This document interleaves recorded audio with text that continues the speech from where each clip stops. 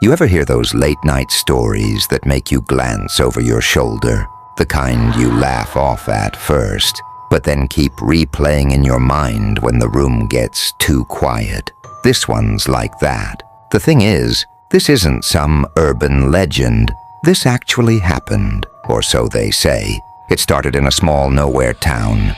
You know the kind. One main road, a gas station that doubles as a grocery store, and a diner where everyone knows your business. Andy lived there. Regular guy. 35, maybe 36. Worked at the hardware store. Kept to himself, mostly. He lived in this old run-down house on the edge of town. The kind of place that looks like it's one strong wind away from collapse. Andy wasn't looking for trouble. But one night, trouble came to him. It was early October. One of those nights where the air is just cold enough to bite your skin. Andy was outside trying to fix a section of his fence. Some boards had come loose, probably from a storm. He heard something rustling in the woods behind his house. He figured it was just a raccoon or maybe a deer, but then it didn't stop. The sound got closer, heavier. Andy grabbed his flashlight. He told himself it was nothing, but curiosity got the better of him. He stepped into the woods, shining the beam of light between the trees. "Hello?" he called out. Nothing, just the wind and the crunch of leaves under his boots. And then he saw it. At first he thought it was a person, tall, skinny, standing about 20 feet away. But something was off. Its body was all wrong, twisted, like its arms and legs had been stretched out too far. And its face, there wasn't one. Just a swirling patch of darkness where its features should have been. "Hey!" Andy shouted, because what else do you do in that moment? The thing didn't move, didn't even flinch. Andy's flashlight flickered. He tapped it, muttering a curse, and when the light came back on, the thing was gone. He turned around to head back to the house, heart racing, when suddenly it was there, right in front of him. It happened so fast he didn't even have time to scream. The thing lunged at him, knocked him to the ground. Its fingers felt like ice digging into his skin, and then it bit him. Yeah, bit him, right on the shoulder. Andy kicked and scrambled, finally breaking free. He ran back to the house, slamming the door behind him. His shoulder was bleeding, and the bite mark burned like fire. He peeked out the window. The thing was still there, standing at the edge of the yard, just watching, and then it was gone. Over the next few days, Andy started to feel strange. He couldn't stop eating. At first it was normal stuff, sandwiches, chips, cereal, but no matter how much he ate, he never felt full. The hunger was constant, gnawing at him from the inside. Then came the nightmares. Every night he dreamed about the thing in the woods. It was always there, standing just out of reach, its head tilted like it was studying him. And the hunger, God, the hunger, was worse in the dreams. One night he woke up to the sound of breathing, heavy, raspy breathing. He turned on the light, and there it was. The thing was crouched in the corner of his bedroom, its head cocked to one side. "Hungry?" it whispered, its voice low and guttural. "So hungry?" Andy froze. Then in a burst of panic, he grabbed the nearest thing, a lamp, and hurled it. The lamp shattered against the wall, and when he looked again, the thing was gone, except for the lasagna. "Yeah, you heard me." Andy's leftover lasagna was sitting on the table, and the thing had eaten half of it with a fork. Andy decided he couldn't stay in that house. He packed a bag and left town, crashing on a friend's couch about 100 miles away. For a little while it worked. The nightmares stopped, and he started to feel normal again. But the hunger didn't go away. It got worse. One night, Andy couldn't take it anymore. He broke into the local butcher shop and tore into the raw meat like a wild animal.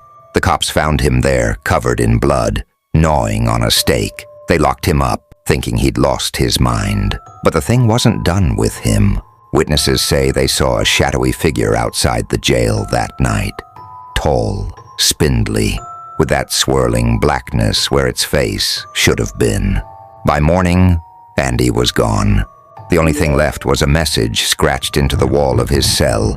written in what looked like dried blood. The cops didn't know what to make of Andy's disappearance. Small-town officers aren't exactly trained for this kind of thing. They filed it away as a probable escape, but everyone in town whispered something different.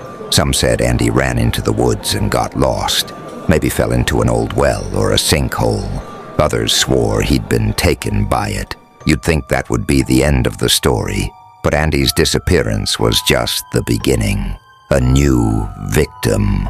A few months later, in the dead of winter, the rumors started again. A woman named Claire, who lived 3 towns over, claimed she'd seen something standing in her backyard one night, tall and thin, with limbs that stretched like they shouldn't. She thought it was just a trick of the moonlight at first, but the next morning she found strange footprints in the snow. They weren't human, exactly. Too big, too clawed, but they weren't animal either. They circled her house, pausing at every window. Claire's story made the rounds at the local diner, where folks swapped ghost tales over coffee and pancakes. Most people laughed it off, but then she went missing too. Her house was left unlocked, her car in the driveway. The only clue was her phone, abandoned on the kitchen table, with the camera app still open. The last photo she'd taken. A blurry, dark shape standing just outside the window, its faceless head pressed against the glass. A few weeks after Claire vanished, a hiker found something odd deep in the woods near Andy's old house. A battered notebook, its pages warped from the damp. It turned out to be Andy's journal, and what was written inside was enough to chill your blood. The entries started out normal enough. Complaints about work, notes on fixing the fence, but about halfway through, things got weird. October 12th, I saw it again tonight, standing in the yard, just staring. It doesn't make noise, doesn't move, but I know it's waiting. October 15th, the hunger is getting worse. No matter how much I eat, it's not enough. I think it's doing this to me. October 20th, I woke up outside. Don't remember going to bed, don't remember leaving the house. There was dirt under my nails and blood on my hands. Not mine. What's happening to me? October 25th. It's inside now. I don't know how it got in, but it's here. It's in my room at night, whispering things I can't understand. I think it's laughing at me. The last entry was dated just a day before Andy vanished. October 30th.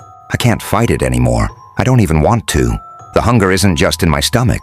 It's in my head, in my veins. It's me, now. If anyone finds this, stay away. Don't look for me. Don't come near these woods. After the journal was made public, a group of locals decided to search the woods. Most of them were teenagers looking for a thrill, armed with flashlights and bravado.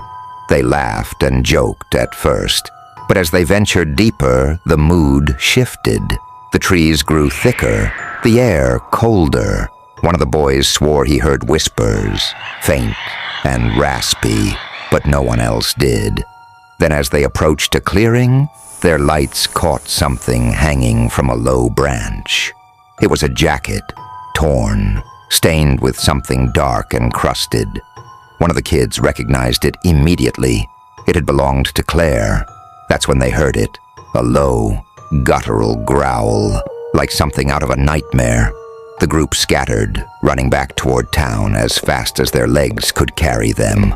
One boy tripped and fell, and when the others turned back to help him, he was gone. They found him the next morning, curled in the hollow of a tree, mumbling nonsense about eyes in the dark and teeth that never stopped. After that, no one went into those woods again. Not willingly, anyway. The area became a no-go zone, the kind of place parents warned their kids about. But the disappearances didn't stop.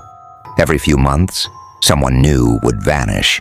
A drifter passing through, a hunter who strayed too far from the trails, even a state trooper who went to investigate the growing number of missing persons.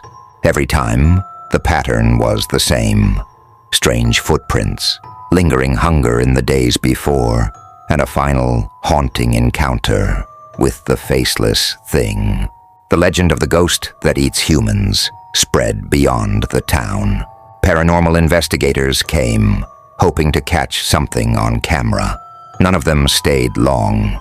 Most claimed they didn't find anything, but their hollow eyes and trembling hands told a different story. The last known sighting was 2 years ago. A woman named Marcy, who lived in a cabin just outside the woods, claimed she saw it standing at the edge of her property. She didn't wait to see what it wanted.